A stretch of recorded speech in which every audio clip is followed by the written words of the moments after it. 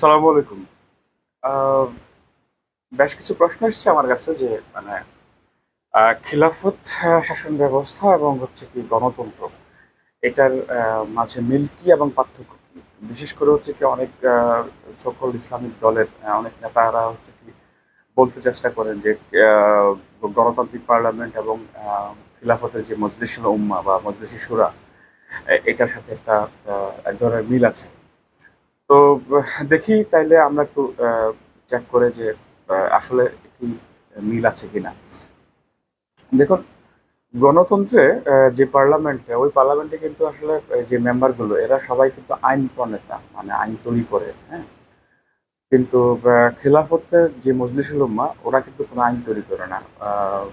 মানে উম্মা কাউন্সিলের যে সদস্যরা ওনারা হচ্ছে কি খলিফাকে শুধুমাত্র পরামর্শ দিতে পারবে। মানে তাও হচ্ছে কি খলিফা হচ্ছে ওই পরামর্শ নিতে বাধ্য নয়, উনি ইচ্ছে করলে হচ্ছে এই পরামর্শটা নাও নিতে পারেন আর কি। আর এখানে একটা ব্যাপার আছে যে খলিফা নিজেও কিন্তু আইন আসলে তৈরি করেন না, আইনটা হচ্ছে কি ইসলামিকভাবে ফিক্সড আছে এখানে। কোনো নতুন ইস্যু তৈরি হইলে তাইলে হচ্ছে সেক্ষেত্রে খলিফা নিজে ইজতিহাদ করতে পারেন অথবা হচ্ছে কি আলমদের শরণাপন্ন হতে পারেন যে এই নতুন ইস্যুটা আসছে, এই নতুন ইস্যুটা কোরআন এবং সুন্নাহর আলোকে এটার সমাধান কি হবে যদি সুস্পষ্ট সমাধান পাওয়া না যায়। এবং তো কিন্তু কোনো ধরনের যে সংখ্যাগরিষ্ঠের মতামতের ভিত্তিতে কোনো আইন তৈরি কিংবা পরিবর্তন কোনোটাই আসলে খিলাফতে সম্ভব না। আবার খলিফা কোনো দলের হবেন না। খলিফা যদি কোনো দল আগে করে থাকেন, কোনো দলের মেম্বার হয়ে থাকেন, উনি খলিফা সিলেক্টেড বা ইলেক্টেড হওয়ার পরপরই হচ্ছে উনি ওই দল থেকে পদত্যাগ করবেন এবং ওই দলের কাজ হচ্ছে খলিফার বিরুদ্ধে চলে যাওয়া। বিরুদ্ধে মানে কি, যে ওনাকে চেক করে রাখা উনি আহ, আল্লাহর বিধান অনুযায়ী শাসন করছেন কিনা, মানে উনি কোনো ধরনের ওনার ওনার থেকে কোনো ধরনের কুফর প্রকাশ পাচ্ছে কিনা এই এই জিনিসটা চেক করে রাখা।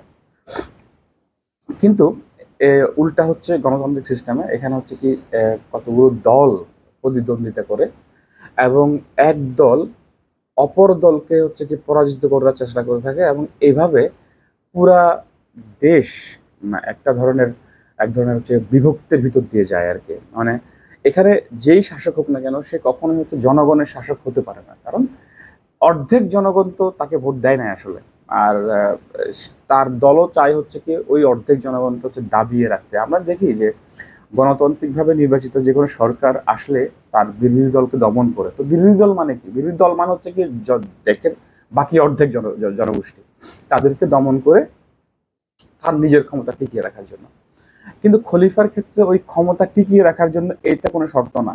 মানে জনগণের মতামত, জনগণ কি করবে বা বিরোধী দলরা কি করবে, এরা কিন্তু এটা কিন্তু খলিফা নিয়োগ কিংবা খলিফা অপসারণের কোনো মানে ইয়ে নাই, কোনো অনুষঙ্গ না বা কোনো কারণও না।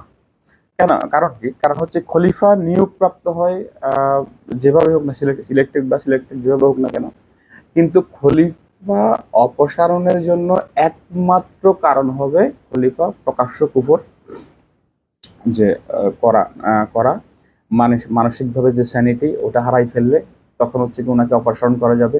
উনি যদি প্রকাশ্য কুফর করেন তখন ওনাকে অপসারণ করা যাবে।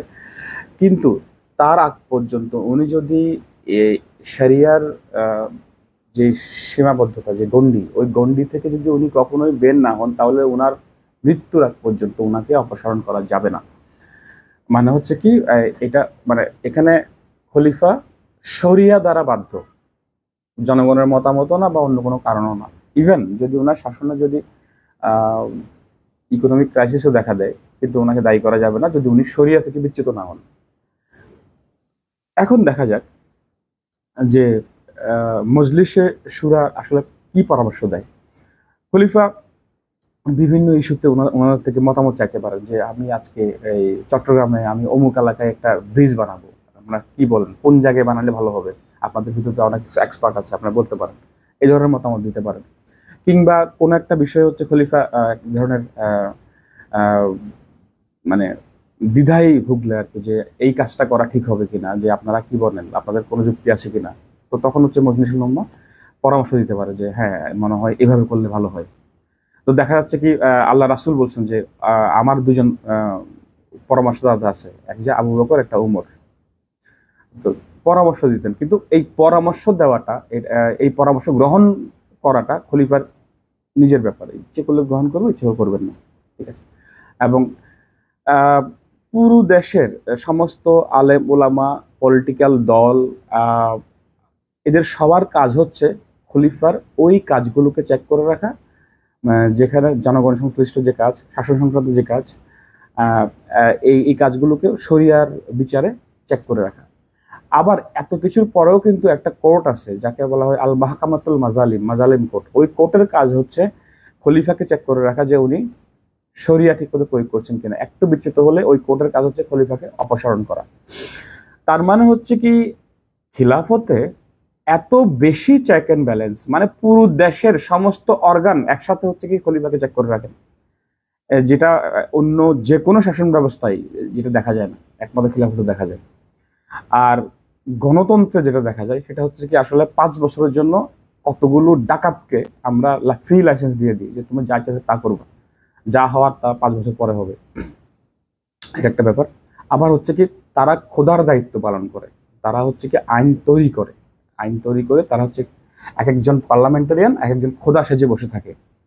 আর সংখ্যাগরিষ্ঠ জনগণের যে ভোট, ওই সংখ্যাগরিষ্ঠ জনগণের ভিতরে হচ্ছে কি বেশিরভাগ মানুষই হচ্ছে কি আসলে অত বেশি বুঝে না রাজনীতি, না লিবারেলিজম, না ডেমোক্রেসি, না ইসলাম, কোনো কিছুই বুঝে না। তো তাদের ভোটে দেখা যাচ্ছে বেশিরভাগ সময় অযোগ্য লোক, সন্ত্রাসী, ডাকাত কিংবা প্রভাবশালী যারা যারা তারা নির্বাচিত হয়। এটা বললাম যে যখন এই গণতন্ত্র ফাংশন করে ঠিক মতো, তখন হচ্ছে কি অযোগ্য লোক নির্বাচিত হয়, আর ফাংশন না করলে তো হচ্ছে ভোট রাতে হয়ে যায়। এই হচ্ছে গণতন্ত্রের অবস্থা। আর খিলাফত হচ্ছে যে কি সম্পূর্ণ বিপরীত, যেখানে হচ্ছে কি একজন যোগ্য খলিফা প্রচন্ড চেক অ্যান্ড ব্যালেন্সের ভিতর দিয়ে শরিয়ার গণ্ডের ভিতরে আমাদেরকে শাসন করে।